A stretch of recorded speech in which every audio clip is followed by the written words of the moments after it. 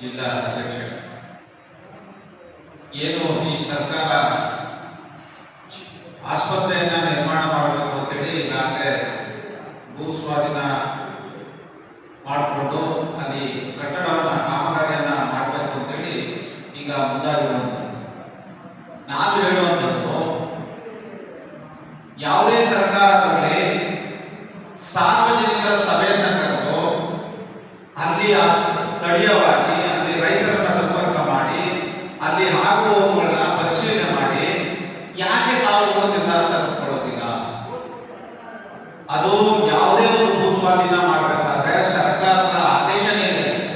ಸ್ಥಳೀಯವಾಗಿ ಎಲ್ಲರೂ ಕೂತು ಸಭೆಯನ್ನ ಕರೆದು ಅಲ್ಲಿ ಆಗುವವುಗಳ ಬಗ್ಗೆ ಚರ್ಚೆ ಮಾಡಿ ಆ ನಂತರ ಅಭಿವೃದ್ಧಿ ಕೆಲಸವನ್ನ ಮಾಡಬೇಕು ಅಂತ ಹೇಳಿ ನಿಮಗೆ ಅದೇ ಜಾಗ ಯಾಕೆ ಆಯ್ಕೆ ಮಾಡ್ಕೊಂಡಿದ್ದೀರಿ ಅಂತ ನನ್ನಂತೂ ಅರ್ಥ ಆಗ್ತಾ ಇದೆ. ಮಾಡಿ ಬಹಳಷ್ಟು ನಮ್ಮ ಅಧ್ಯಕ್ಷ ಹೇಳಿದ ಹಾಗೆ ಏನು ಈ ಕಂಬಳವನ್ನು ಮಾಡ್ತಾ ಇದ್ದಾರಲ್ಲ ಅದು ಅದ್ಭುತವಾದಂತಹ ಜಾಗ. ಮಾರ್ಕೋಡ ರಸ್ತೆಗೆ ಅಂಟ್ಕೊಂಡಾಗೆ ಇರುವಂತಹ ಸ್ಥಳ, ಅದ್ಭುತವಾದಂತಹ ಸ್ಥಳ. ಅಲ್ಲಿ ಮಾಡಿದ್ರೆ ಟ್ರಾಫಿಕ್ ಇರಲ್ಲ, ಏನಿರಲ್ಲ, ಶೀಘ್ರವಾಗಿ ನಮ್ಮ ಆಂಬುಲೆನ್ಸ್ ಬರೋದಕ್ಕೂ ಬಹಳ ಒಂದು ವ್ಯವಸ್ಥಿತವಾಗಿರುವಂತಹ ಒಂದು ರಸ್ತೆ. ಇಂಥ ಜಾಗಗಳನ್ನ ಬಿಟ್ಟು ನೀವು ಎಲ್ಲೋ ಮಾಡ್ಲಿಕ್ಕೆ ಹೋಗ್ತೀರಿ, ಅದೊಂದು ಗ್ರೀನ್ ಬೆಲ್ಟ್, ಅಲ್ಲಿ ಸಣ್ಣ ಹಿಡುವಳಿದಾರರು ಜೀವನ ಕಟ್ಕೊಳ್ಳುವಂತ ಜಾಗ.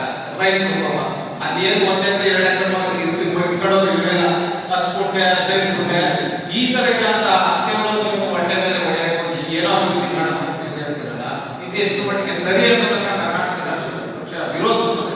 ಅದನ್ನ ಕೈ ಬಿಡಿ. ಸ್ಥಳಗಳು ಬಹಳ ಇದೆ, ಮೈಸೂರು ಸುತ್ತಮುತ್ತ ಬಹಳ ಸ್ಥಳಗಳಿದೆ, ಅದನ್ನ ನೋಟಿಫೈ ಮಾಡಿ. ನೀವು ಸರ್ಕಾರಿ ಆಸ್ಪತ್ರೆಗಳು ಕಟ್ಟಿ.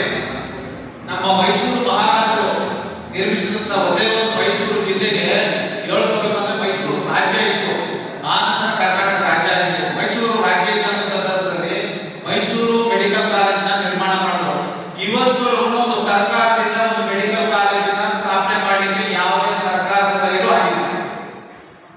ನೀವೆಂತೆಂತ ಹಾಸ್ಪಿಟಲ್ಗಳನ್ನ ಕಟ್ತೀರಿ, ಉದ್ಘಾಟನೆ ಮಾಡ್ತೀರಿ, ಯಾಕೆ ಒಂದು ಮೆಡಿಕಲ್ ಕಾಲೇಜನ್ನು ನಾವು ಮೈಸೂರಿಗೆ ಇನ್ನೊಂದು ಸರ್ಕಾರಿ ಮೆಡಿಕಲ್ ಕಾಲೇಜ್ ಅಂತ ಅರ್ಥ ಇಲ್ಲ. ನಾವು ಬಡವ್ರ ಮಕ್ಕಳು ಡಾಕ್ಟರ್ ಆಗೋದು ಬೇಡವಾ? ರೈತರ ಮಕ್ಕಳು ಡಾಕ್ಟರ್ ಆಗೋದು ಬೇಡವಾ? ಕಾರ್ಮಿಕರ ಮಕ್ಕಳು ಡಾಕ್ಟರ್ ಆಗೋದು ಬೇಡವಾ? ಉಳ್ಳವ್ರ ಮಕ್ಕಳೇ ಡಾಕ್ಟರ್ ಆಗ್ಬೇಕಾ? ಇದು ನಮ್ಮ ಪ್ರಶ್ನೆ. ಹಂಗಾಗಿ ಇದನ್ನ ಕೈ ಬಿಡಿ. ಸೂಕ್ತವಾದ ಸ್ಥಳವನ್ನು ಹುಡುಕಿ ಮಾಡಿ ನಿಮ್ಮ ಅಭಿವೃದ್ಧಿ ಕೆಲಸಕ್ಕೆ. ನಮ್ಮ ರೈತ ಪರ ಹೋರಾಟಗಾರರು ಅಡ್ಡಿ ಬರೋದಿಲ್ಲ, ನಾವು ಬರೋದಿಲ್ಲ, ಕನ್ನಡ ಪರ ಹೋರಾಟಗಾರರು ಅಡ್ಡಿ ಬರೋದಿಲ್ಲ, ಪರಿಸರವಾದಿಗಳು ಸಹ ಅಡ್ಡಿ ಬರೋದಿಲ್ಲ. ಅಭಿವೃದ್ಧಿ ಕೆಲಸ ಮಾಡಿ ಅದರಲ್ಲಿ ಮುಂದಾಗಿ. ಅಂದ್ರೆ ಸ್ಥಳವನ್ನ ಒಳ್ಳೆ ರೀತಿಯಲ್ಲಿ ಆಯ್ಕೆ ಮಾಡಿ ಅನ್ನೋದೇ ನನ್ನ ಒಂದು ಅನಿಸಿಕೆ. ಧನ್ಯವಾದಗಳು.